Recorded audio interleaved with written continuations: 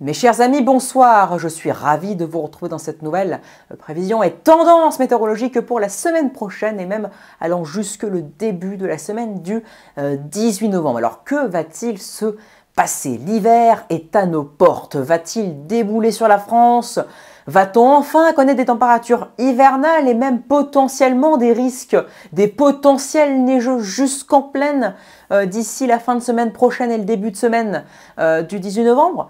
Réponse donc dans cette prévision et tendance météorologique. Alors, donc dans celle-ci, j'ai décidé d'utiliser le modèle GFS, même s'il subsiste encore quelques incertitudes par rapport au modèle européen, donc CEP. On va donc directement aller au 12 novembre. C'est là que le flux d'est à nord-est va potentiellement démarrer sur la France. Ça semble se confirmer. Après, l'ampleur du refroidissement est à affiner, on va le voir avec les différences de synoptiques prévues, notamment au nord de l'Islande et au nord du Groenland dès le début de semaine prochaine. Hein. C'est ce qui divise encore certains modèles. Hein. On a le clan UKIMO, le modèle anglais, CEP, le modèle européen, avec GFS et encore d'autres modèles qui ne sont toujours pas en accord en fait pour l'ampleur de la dorsale vers ces latitudes là, vers ces endroits là. Donc GFS, qu'est-ce qu'il voit alors? GFS, voilà, une dorsale, ça c'est acquis, hein, qui va donc monter jusqu'au nord, voilà, jusqu'à l'Islande et au sud du Groenland d'ici le début de semaine prochaine. Mais sur GFS, on a donc déjà une dépression polaire qui pourrait donc se creuser vers le Groenland, vers l'est du Groenland, qui pourrait donc se creuser pour ensuite en fait écraser la dorsale. La dorsale, elle va oui certes se déplacer progressivement vers la Scandinavie. Voilà, ça c'est toujours le 12 en fait. Tout va se jouer un peu le 12, donc dans 4 jours. Elle va donc progressivement se déplacer vers la Scandinavie en l'occurrence, mais en étant beaucoup plus au sud, parce que sur d'autres modèles comme CEP, elle est plus au nord. Pourquoi? Parce qu'on a donc cette dépression polaire qui naît en fait à l'est du Groenland et qui fait donc que ça écrase la dorsale, donc elle est sur la Scandinavie, mais un peu plus au sud tout de même.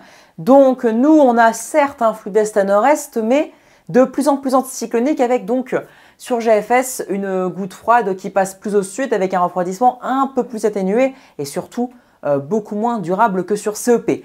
Mais quoi qu'il en soit, si on fait une moyenne des modèles, on a donc une dorsale qui s'étire suffisamment haut pour ensuite aller sur la Scandinavie dès le 12 novembre, ce qui fait que nous, dès le 13 novembre, on a une mise en place d'un flux beaucoup plus continental d'est, de secteur est à nord-est, avec donc un refroidissement qui commencera à être entamé dès le mercredi 13 novembre en après-midi, mais surtout c'est jeudi que le refroidissement pourrait donc s'amplifier, en l'occurrence avec potentiellement l'arrivée des premières gelées ou des premières températures maximales sous la barre des 5-6 degrés, donc sous la barre des seuils de température hivernale dignes d'un mois de décembre ou janvier, donc sur bon nombre de régions.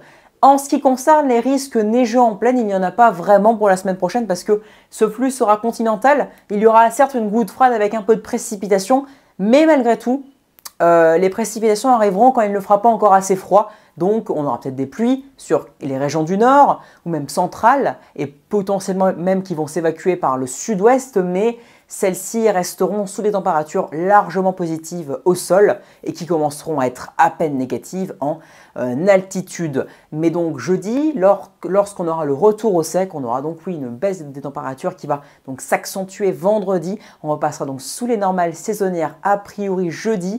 Et vendredi, on pourra avoir des températures clairement hivernales avec potentiellement même d'après certains modèles comme CEP, la barre des 5 degrés qui ne serait même plus atteinte sur bon nombre de régions entre le nord et l'est du pays.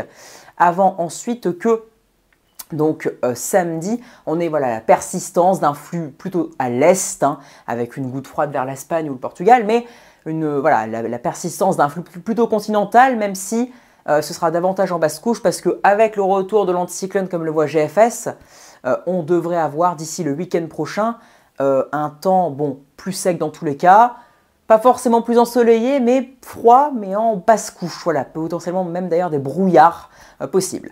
Bien que ce retour à des conditions beaucoup plus anticycloniques ne fait pas unanimité, parce que sur CEP, ça revient beaucoup plus tard, et même par exemple sur le modèle anglais, le modèle UKIMO de ce soir, cela revient aussi beaucoup plus tard. On aurait donc un flux d'est à nord-est d'après CEP et UKIMO, plutôt humide d'ailleurs, avec même quelques averses, entre mercredi et même en allant jusqu'au samedi 16, et seulement un retour vraiment au sec, mais gardant un froid à toute altitude pour l'ensemble du week-end. Donc ça, c'est ce qui divise encore les modèles, mais si on faisait une moyenne, on aurait donc un temps dans tous les cas froid, que ce soit en basse couche ou en haute couche, voilà, ou à haute altitude, si je puis dire, donc à 1500 mètres d'altitude, ou au sol, avec des températures sous les normales saisonnières dès le mercredi après-midi, et qui vont donc vraiment passer sous les normes dès jeudi 14 novembre prochain. Donc là, c'est dans 6 jours, mais ça y est, ça semble se confirmer, parce que l'anticyclone scandinave qui est vu depuis quand même longtemps se confirme enfin. Ce soir, il n'y aura plus de retour en arrière, parce que tous les modèles 100% voient un anticyclone scandinave, bien que sur certains modèles comme GFS ou Icon, il est un peu plus au sud, mais ça reste un anticyclone scandinave. Ensuite, il y a aussi un véritable risque, je dis bien risque de descente polaire, parce qu'après, l'anticyclone qui reviendra davantage sur la France pourrait migrer, voilà, pourrait rétropédaler et migrer de nouveau progressivement au fur et à mesure en fait vers de nouveau l'Islande et le sud du Groenland. Donc ça, c'est la carte de GFS pour la semaine d'après, en fait, dans une dizaine de jours, enfin dans le week-end prochain. Mais la descente polaire, elle arriverait, si elle arrive d'ici la semaine du 18 novembre, ça ce sera soit le dimanche 17 au plus tôt, ou alors ce sera dès le lundi 18 novembre 2024. Mais donc voilà, l'anticyclone pourrait rétropédaler et aller vers le sud du Groenland et de l'Islande, ce qui fait donc, forçant donc forcément, voilà, un anticyclone, vous le savez, ça tombe dans le sens des aiguilles d'une montre, donc ça ferait couler une masse d'air polaire arctique sur la France, qui démarrait elle-même du Groenland, de l'est du Groenland, et qui coulerait sur la France dès la fin du week-end prochain ou le début de semaine prochaine. Il y a encore quelques incertitudes aussi, évidemment, on est à une dizaine de jours d'échéance. Allez, on est à 9 jours d'échéance le temps de la mise en place, ou alors le tout début de la mise en place c'est à 8 jours d'échéance, mais donc en moyenne la mise en place et puis l'aboutissement en descente polaire c'est à peu près à 9 jours. Donc pour cela il va falloir confirmer dans quels jours, c'est encore un peu loin, mais sachez que le signal est très puissant pour la période. C'est rare d'avoir à 9 jours d'échéance un signal et un accord aussi puissant des modèles, parce que quand vous regardez les ensemblistes ou l'ensemble des déterministes, ils sont en accord pour cette descente polaire. Donc j'ai envie de dire, on peut avoir un degré de confiance supérieur au fait qu'il y a un accord, plutôt que lorsqu'il n'y en avait pas, comme pour bon nombre de synoptiques qui au final ont fini en flop. Mais cette descente polaire, qu'est-ce qu'elle pourrait créer de plus que le froid, l'arrivée du froid dès le milieu de semaine prochaine? Eh bien, ça pourrait créer l'arrivée de l'humidité. Et en même temps, donc ce refroidissement en flux de nord d'après GFS, c'est un exemple.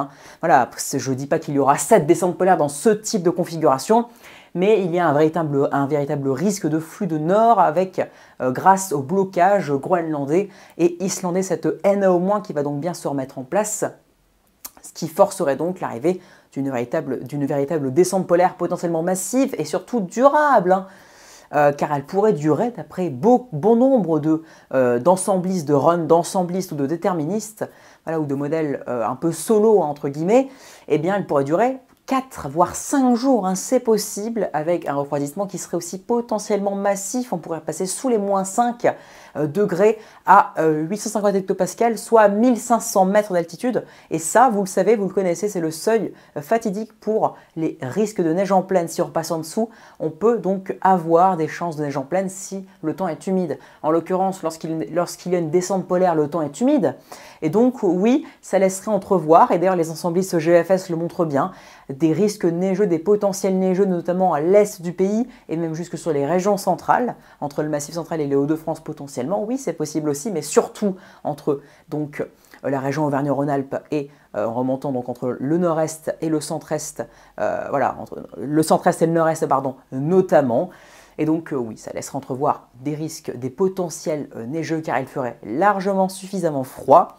et le temps serait potentiellement humide. Après, je ne vous cache pas qu'en flux nord, les flux sont rapidement asséchés, donc il faudrait des dépressions polaires ou alors même des conflits entre l'air polaire et les dépressions atlantiques qui sont d'ailleurs vus par certains modèles. Si on devait faire un pourcentage entre donc ceux qui voient des dépressions polaires ou d'autres qui voient des conflits ou d'autres configurations en fait concrètement voyant des risques neigeux en pleine, on serait à peu près à 40-50% des runs voyant des risques neigeux en pleine. Après, où, quand et en quelle quantité, ça c'est impossible à vous dire, mais tout ce que je peux vous dire, c'est qu'il y a des potentiels de neige en pleine et que les régions, évidemment, vous le savez, autant que moi, les plus concernées, celles qui auraient le plus de chances d'avoir des risques neigeux, ce sont indéniablement les régions qui ont un climat le plus favorable. Voilà, les régions de l'Est qui ont un climat continental plus froid. Hein. Voilà, quand vous retirez 1-2 degrés par rapport à la moyenne nationale, ça augmente forcément vos risques